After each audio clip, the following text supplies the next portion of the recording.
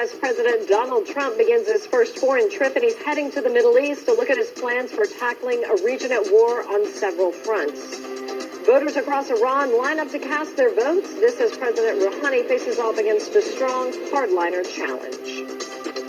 Live from Washington, this is The World Today.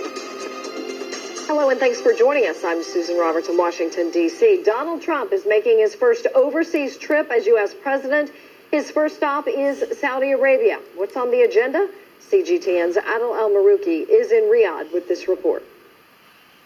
The U.S. president has taken off from the United States, coming for his first overseas trip here to Riyadh, the capital of Kingdom of Saudi Arabia. In just hours, he will be received and welcomed in a red carpet ceremony by the king himself in what has been marked here as a significant step in changing the previous tense relations with the United States and Gulf countries, particularly Saudi Arabia, that is perceived as the godfather of the GCC countries. Business deals, intensive talks will be taking place on regional crisis and terrorism for 2 days.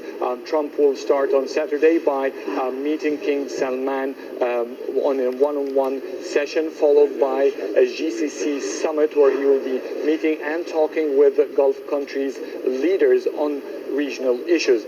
Iran will be toppling the agenda of the GCC countries and how they can cooperate, try to redefine or limit the influence of Iran in the region, which irritates the Gulf countries in general. Otherwise, by Sunday, the rest of the leaders, about 50 leaders and delegations, will join the Arab Islamic Summit, where Trump will discuss with them how to cooperate in fighting terrorism. There are notions about pushing forward for an Arab NATO, which is not a new issue, but has been quite stagnant through the Arab League's mission to create joint Arab forces. All in all, the visit is quite significant, not just for choosing the region to be Trump's first step, but also because it could define and give more details and precise details about what is Trump policies towards several regional crises. Adel Al-Marouki, CGTN, Riyadh, Saudi Arabia. Polls have now closed, but voting hours in Iran have extended 3 times. Reports speak of a record turnout and long lines late into the night in Tehran and other cities. It is the first presidential election since the 2015 landmark nuclear deal. Observers say the vote could alter Tehran's foreign policy if a hardline candidate unseats the more moderate incumbent Hassan Rouhani. Tony Chang reports now from Tehran. It has been a long and busy day of voting here in Iran, with the polls opening at 8 a.m. and many now, with just 20 minutes to go to midnight, still open, extended 3 times to allow the huge number of people who wanted to vote to cast their ballots. And that is probably good news for the incumbent, President Rouhani, who it had been thought may not benefit from the young voters saying before these elections they were disenchanted. Unemployment is high, opportunities are few, but they seem to be showing a certain maturity. They understand that the fruits of the work that President Rouhani has done, particularly the nuclear deal, will take some time to come through. And they're prepared to give him, it seems, a little bit more time to work on that. They also want to see more engagement with the outside world. Many voters saying to us that they wanted Iran to be part of a global community, and they wanted to reap the benefits too, with new banking deals, opportunities to travel and to learn.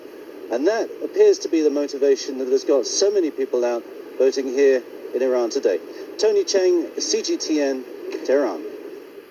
It is the second trip to Capitol Hill for the Deputy Attorney General, who appointed a special counsel to investigate possible Trump campaign ties to Russia.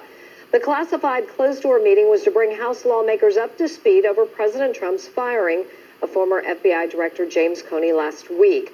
Several congressional committees are spearheading their own probe, while special counsel Robert Mueller has started assembling his team. The U.S. president has called the investigation a witch hunt. The United Nations Human Rights Agency is monitoring the escalating violence and rising death toll in Venezuela. It says it's alarmed by the 45 deaths related to anti-government protests and changes to the justice system. We are very concerned by the reports that people who've been detained in the context of the protests are being brought before military tribunals. And obviously civilians taking part in public protests should not be put before military tribunals, but if they are accused of some kind of crime or misdemeanor, they should be before civilian courts. The U.S. government is announcing new sanctions against multiple Venezuelan officials. President Nicolas Maduro blaming a U.S.-led international economic conspiracy against socialism and his government. In Brazil, the president's refusal to step down led to a violent demonstration in Rio de Janeiro. Michel Temer's presidency is tainted by a corruption scandal now. A recording reportedly captures Temer endorsing payment of hush money to an ex-lawmaker. Temer is refusing to step down, and his administration is questioning the legality and content of the recording. A recent protest demanding Temer's ouster turned violent as anarchists clashed with police. A 7-year rape investigation into WikiLeaks founder Julian Assange has been dropped by Sweden. British police say he still faces arrest. Bill Neely is in London. It's been a 7-year standoff between Sweden and Julian Assange. He spent 5 of those years resisting extradition, holed up in an embassy in London. But now the case has crumbled. Sweden's top prosecutor saying this morning she's dropping the case against the WikiLeaks founder, who was wanted in Sweden over rape allegations that he has always denied. She said he's not been proven innocent or guilty, but his evasion of the law had been a factor in her decision to drop the case. He is happy today. It's a day of victory for him, of course. So, is he free now? Well, no, not quite. He's in Ecuador's embassy in London, but British police say they are still duty-bound to arrest him on a lesser charge of jumping bail. Now, behind all of this, of course, is Assange's fear of extradition to the US, where he could face trial over the leaking in 2010 of hundreds of thousands of secret military and diplomatic documents. The US Attorney General Jeff Sessions said previously that arresting Mr. Assange would be a priority. And many, of course, in the US want him punished harshly. And ironically, earlier this week, Chelsea Manning, the army private who actually leaked the secrets to WikiLeaks, was released from prison. But there's no sign this morning that Assange will follow her to freedom by leaving his rooms at the embassy here in London. Back to you. Well, Beijing is disputing a U.S. claim that 2 Chinese jets intercepted an American military aircraft over the East China Sea. A defense ministry statement quoted by Reuters says the U.S. account did not accord with the facts. The Chinese Foreign Ministry said such encounters have occurred in the past. For a long time, the U.S. sent vessels and aircraft to carry out close-up reconnaissance in Chinese waters. This could lead to miscalculation very easily and even trigger accidents. We hope the U.S. can respect China's reasonable security concerns. But as for this incident, we need further information to make the comment. The U.S. says the Chinese jets acted unprofessionally by flying too fast and coming too close to the American plane. The American aircraft is used to detect radiation from nuclear tests. It's been deployed in the past to detect Pyongyang's nuclear activity. Northern China is facing another day of severe air pollution. A high-density ozone cloud will cover Beijing, Tianjin, and Hebei provinces. Experts blame the heat wave. Inhaling excess ozone can damage the eyes and lungs. A study shows ozone, instead of tiny particles suspended in the air, has become the major pollutant in northern China. Chinese President Xi Jinping has met with the Republic of Korea special envoy in Beijing. Pyongyang's nuclear threat and the THAAD missile defense system take center stage.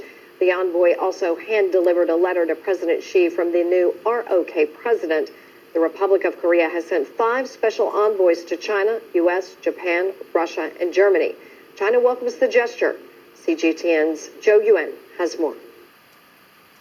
According to some latest media reports, during the meeting between U.S. Secretary of State Rex Tillerson with the ROK Special Envoy, Tillerson said that Washington has no intention for the invasion or the regime change of DPRK, and now the United States is urging DPRK to abandon nuclear program and in return for regime security as well as the end of hostility. Well, at the press briefing of the Ministry of Foreign Affairs, spokesperson Hua Chunying said that they have noted both reports and also the positive signals that has been sent by the United States, ROK, and also DPRK. Hua said that since the United States and DPRK are the most relevant parties in this issue, so now China believes that they should show more sincerity as well as take concrete measures to solve the issue and resume the dialogue. We are currently resolving common concerns to help find a breakthrough and resume dialogue and negotiations. China has proposed a double pause initiative to provide the right conditions for the first steps of the parties concerned. Furthermore, peace and stability on the Korean Peninsula can be realized through implementing a denuclearization and peace mechanism. We hope all parties concerned, including the US, the DPRK, and South Korea, can earnestly study the initiative and provide a positive response. And that was Zhou Yuan from the Chinese Foreign Ministry. The capital city of Beijing has teamed up with two of its neighbors on real estate. The government of Beijing, Tianjin City, and Hebei Province are forming a realty regulation enforcement alliance. Together, they will improve the market supervision and curb speculation in cross-border housing sales. China's property market has been overheated for years now. Beijing restricts sales based on a buyer's household registration, tax payment, and the length of residence. Well, China has detected a new ransomware virus named UI-Wix. It is known to spread in a way similar to the WannaCry virus, which hit hundreds of thousands of computers by renaming files after encryption. The new virus uses a bug in a Windows operating system and infects computers, also by renaming files after encryption. No infections have been confirmed in China so far, and Windows released a security update to protect computers against the virus. A milestone for one of the most magical places on Earth, the Shanghai Disney Resort just welcomed its 10th millionth visitor. Disney's newest park opened less than a year ago. Shanghai already houses the largest enchanted castle of all 6 theme parks. The site is only growing. A new Toy Story Land is slated to open next year. The story of the day, maybe. Take a look at these cute Siberian tiger cubs. It's not just 2 or 3, but 5 born at the same time. These quintuplets were born last month at a breeding center in Hubei, China. Siberian tigers usually give birth to 2 or 4 cubs at a time. The breeding center is experiencing a tiger baby boom. It's estimated that by the end of August, there will be a record high of 150 cubs born this year. And they are adorable. That is The World Today. Thanks for watching.